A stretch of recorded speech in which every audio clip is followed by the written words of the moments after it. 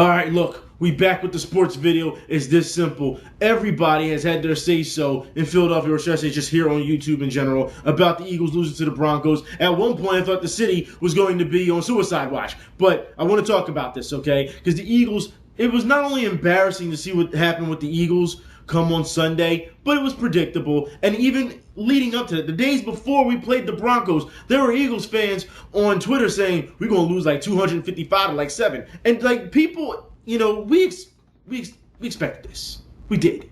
All right? A lot of people didn't expect this for some reason. So there were a lot of jaded Eagles fans and saying, you know, throughout the week, we're going to beat the Broncos on radio shows like idiots. Oh, we're going to beat the Broncos. And we're like, no, we're not going to beat the Broncos. What's wrong with you? See, this is what happens when you have too much blind fandom in the nest. Okay, as opposed to people who can be realistic about these things. I had said when I was watching the game, I said the Broncos, they're probably going to put up 40 on us.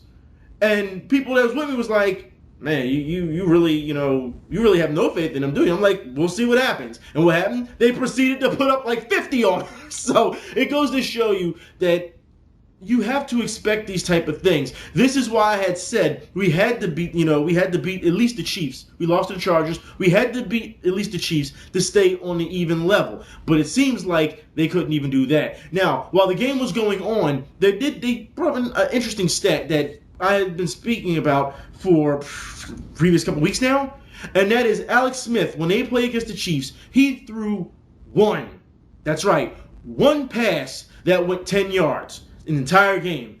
Every other pass was lower than 10 yards that he threw, which means what, people? Anybody? It means that the Eagles are playing too far back. That's what it means. They have to come up and they have to stop the short yardage game. And as we all know, the reason they don't play up short is because they can't cover anybody. This is the problem. So the Eagles, once again, have this problem where they're damned if they do and they're damned if they don't. And that's how I see things at this point. Also understand that the Chip Kelly system is not working. It's not working. All right? Whether you like to believe this or not, I'm going to talk about this a little bit more later. But first, I want to talk about the media and the absolute stupidity of the Philly media once again. That's right. You know what? Let's start with this little small clip right now. Football is a very easy game. It's about getting off blocks and making tackles. Well, the Eagles are making it a very difficult game. And that's why we're going to stop right there with that small segment, because it doesn't deserve to be seen anywhere else. Nothing else needs to be said after that point, after he said that. If you think that football is an easy game and it's just about getting off the block and tackles, go suit up, son. Go suit up. It is a lot harder than that. And if you don't believe that it takes hard work and dedication, not to mention knowing cadences and all these type of things on defense, you'd have to be crazy.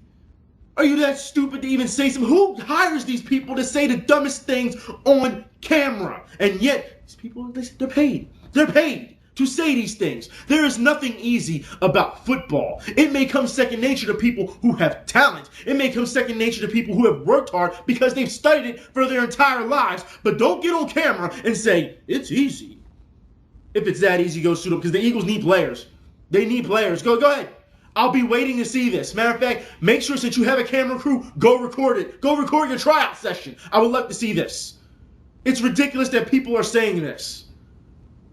Unbelievable. Look, let's move on, okay? This is what I mean about the Philly media here, and they don't give a damn about anything, and they don't care. At least they don't know sports as far as I'm concerned. These guys who are stepping in all of a sudden, they know nothing about sports. It is not an easy game. If it was an easy game, everybody would be playing to get paid. I mean, everybody. There would be no accountants, no lawyers. If it was such an easy thing to do, then everybody would be playing right now. There wouldn't be a Madden because everyone would be playing the sport. You understand what I'm saying here? There is no way in hell football is easy with all the injuries and the lifespan of your career. Not even going to go into that. All right? It is disgusting that somebody would say something who's supposed to be a professional sports analyst or writer or columnist or whatever the hell you want to call them these days. I just call them a bunch of clowns. There's no way that football is that easy. Okay? Now, I do want to move on because I do want to talk about the Eagles, like I said. It is sickening also to to say that the Eagles let up that much of a problem on defense, but the offense also didn't show up. Now, look, I'm going to say this because for a number of weeks now, we have also seen, like I said, the Chip Kelly system has not worked. Where is this hurry-up offense at? I'm seeing a lot of stalling. I'm seeing a lot of audibles. I'm seeing a lot of huddles. What's going on here? The Eagles are not what we saw. As I said, it wasn't going to last long against the Redskins in that first half. I am not seeing any type of hurry-up offense. Now, I know a lot of people are going to say, there's a lot of passes that were being dropped and things like that. I get that, okay? But if you think that those maybe pair of touchdowns would have kept us in the game when Denver decided to put up 50-plus points on us, no. That means nothing. Even if they scored in the red zone, it means nothing, all right? Would it have changed the momentum of things? No, not the way they've been playing as of late, especially with that kicker. Don't even get me started on him. All right? But understand that there's also players who don't feel this way. They think that everything is still in the up and up, that they're clicking. All right? Matter of fact, let's hear what Michael Vick has to say about that. Still going at the same pace. We just gotta execute. Hold up. The same pace? You mean the same pace of getting on and off the field so quickly because your defense is out there the entire game against the Broncos? And Michael Vick, I understand that those guys are dropping passes, but you cannot do everything. And what I mean by that is you can't run all the time either. These guys have to be able to get open. And it seems like a lot of people have not been able to get open. That's what it seems like. You need either some new plays, some new cadences, or those receivers really have to earn their worth. Maybe it's time to do some checkdowns or something. All right, primary receiver is not there. Time to check down. Maybe it's time to shorten up the passes. Maybe it's time to stop forcing passes when you're being tackled. Maybe it's time for you to stop holding on to the ball so long and throw the ball out of bounds, Mike Vick. I appreciate that your second efforts, and I understand what you're trying to do, but it's actually hurting us more than helping us. But that's not all. Once again, more jaded Eagles players who think as though they didn't think that this was going to be a problem this year when it comes to winning and losing. Very surprised. Just know the type of players we have in the locker room, the type of coaches we have. I'm surprised. If you told me that in the beginning, before we start the season, that we'll be 1-3 right now, to call you a liar.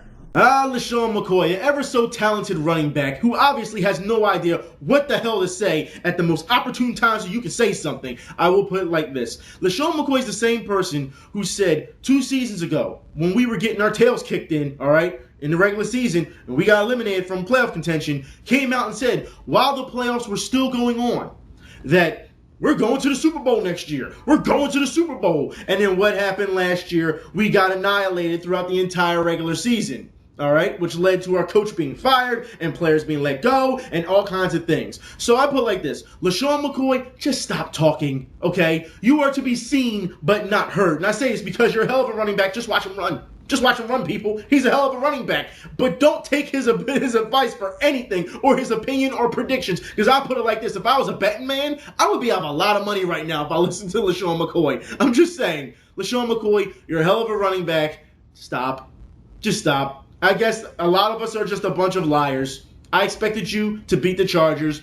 I expected you to beat the Chiefs. It doesn't make me look like a liar, but I'm not also shocked either, okay? Because it's a rebuilding season. And a lot of people, they said, are shocked for some reason, including him. He's shocked. I don't know why. Go figure. Because of the coaching staff. Like I said, it's a rebuilding season. It takes a while. Don't tell me this isn't a rebuilding season, that this is a reloading season. No, it's not. We obviously have problems on offense and defense. That goes from scheme, that goes from player personnel, that goes from injuries, and it also goes from the way people are playing things, and I mean coverage-wise. But yet, they expected better. You gotta be kidding me, right? Like I said, after that Redskins game, defenses figured you out. And if Chip Kelly doesn't want to become a one-trick pony or a joke in the NFL, he has to adjust as well. And yes, I'm saying that. That defensive coordinator came out not too long ago and said, you should trust me. Don't worry, we'll get it all under control. I still don't understand why you did not hire Lovie Smith. I'm still trying to figure this out. But whatever, all right? That's who you went and got. Whatever. There's no say-so in it now. But it's sad to see that this is the road it's going down. And it's only a matter of time, I'm telling you now, before people start turning on each other. The personnel. We've seen this before. I'm just saying. So just get ready for that. Now, I want to say during this time that Giants fans, they took the opportunity to take a dig at us and say, ha, ha, ha, Denver put up so many points and things of that nature. And I'm thinking to myself, Yeah, we lost to Denver. We got annihilated. We got killed by Denver. And I expected that. But I'm thinking to myself, at least we won a game this season so far. I don't understand how Giants fans can talk when you are still 0-4. I'm just saying. Now, granted, we play you guys in New York this week, and it will be a fun game. I cannot wait to talk to my friends from New York, Giants fans. I cannot wait. It's going to be fun. But I will put it like this. We will be jawing at each other for who can pretty much be at dead last in the NFC East. Let's be honest here, all right? The NFC East is really bad this year. And if you think the Dallas Cowboys, the way they're playing, that all of a sudden they're going to be on top, because if anyone has seen Twitter and all these guys talking about they're still going to the Super Bowl, you are crazy. There is something wrong. The NFC East in general, I'm not trying to hear, because usually it's, well, the division's so tough that, that they can't figure out, who's going to be in a good lead or whatever. No, the entire division just sucks this year.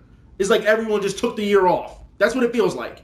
There's no coming back from this. But Giants fans, it's funny that you would say that, we're so bad because your own players are starting to go after each other. Justin Tuck just not too long ago, reportedly, said that if any players decide to turn on Tom Coughlin, he was going to punch him in the mouth. This is what he said. Link in the info bar. Also, you got Antrel Rolle, who is saying that the Giants can go 12-0 from here on out. Antrel Rolle, thank you for making the example that drugs are bad. Really. You have to be kidding. What's wrong with you? And speaking of drugs being bad, I have to talk about this, okay? Because it seems like teams fans are starting to turn on each other. Houston fans, what is going on? I understand what happened. You blew a lead or whatever, but your fans should not be burning Schaub jerseys in the street. But there's an entirely new drug out that's on the market right now, and it's called Tim Tebow. That's right. Jags fans, look, we just had this talk not too long ago. The thirst. That's what it is. Because you had a rally for Tim Tebow, and then after the game, or should I say during the game, when you're getting your backsides kicked in, are you going to sit here and tell me that you're going to fly banners over the stadium saying this? Sheer desperation. Jags fans are understanding you need a quarterback, and you know what? One just went on the market. That's right. The Tampa Bay Buccaneers didn't trade Josh Freeman. They cut him, which I don't understand why the hell they do that. You should have traded him to get something for him, for his worth. Instead, you cut him, and now, you know what that means? That means, hey, Jacksonville, there's a quarterback that's available. Hey, Cleveland, there's a quarterback that's available. Hey, Jets, there's a quarterback that's available. Look, Josh Freeman has been cut, but he's not going to be hurting for a job. I'll tell you that. There's a number of teams that need a quarterback. I don't understand how this happens, but that's not all that teams are in need for. 49ers, it seems like your team is in need of some desperation themselves. I mean, seriously, your safety just changed his name. He needs desperation, I guess, for attention, I want to say. I mean, the guy calls himself, now changed his name to Donte Hitner. That's right, in protest of a league fines. Are you serious? Do you understand that the league doesn't give a damn if you change your name? It just makes you look bad. Go ask Chad Johnson. Ocho Cinco. It doesn't matter. If you think that changing your name is in protest, all right, to the fines, they're just laughing at you right now. You're damaging yourself, not the league, all right? And besides, without anybody really talking about it, no one even knows what's going on that you changed your name. It's really that simple. So if the word of mouth doesn't keep going around or media doesn't keep pushing it into the forefront, it's not going to happen. I believe it got 3 seconds of airtime, just a brief mention on ESPN. That was a couple days ago, I believe. So it doesn't really matter.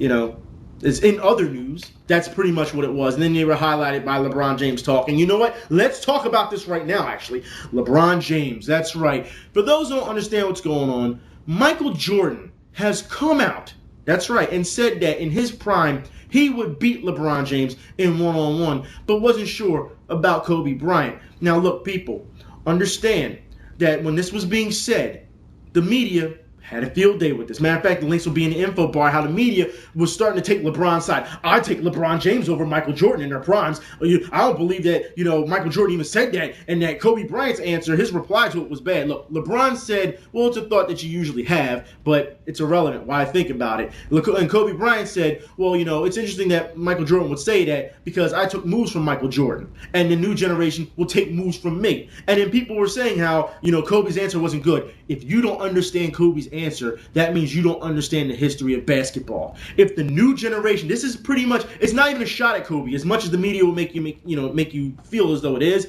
it's not. What he's trying to say is Jordan was the best. Then they're trying to say the next generation, Kobe was the best, all right? And now Kobe's trying to say the next generation, whoever takes his moves, will try to be the best. You should understand, as an athlete, you always emulate people that you think are the best at the time. Kobe emulated Michael Jordan. Michael Jordan emulated Dr. J. Do we not see this? Don't you understand what's going on? Oh, I forgot. This is the media. They don't know what the hell is going on, but they're getting paid to say these things. This is what pisses me off. But you want to know what else that pisses me off that's even worse? Why the hell would the Toronto Raptors go and hire Drake?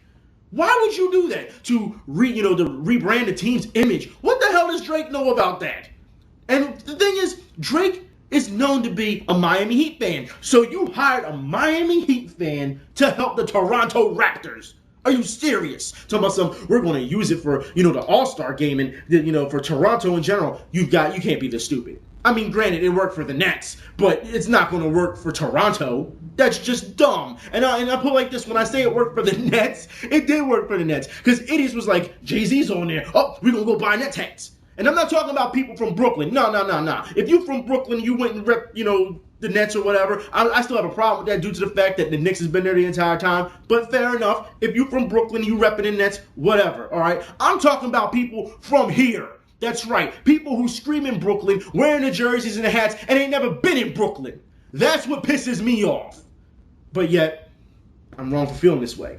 Because people should be able to like who they want. But it's clear that if you use a bunch of rappers and carry on, this is why rappers have their own sneakers and things of that nature, because you're turning them into a brand that people will just follow.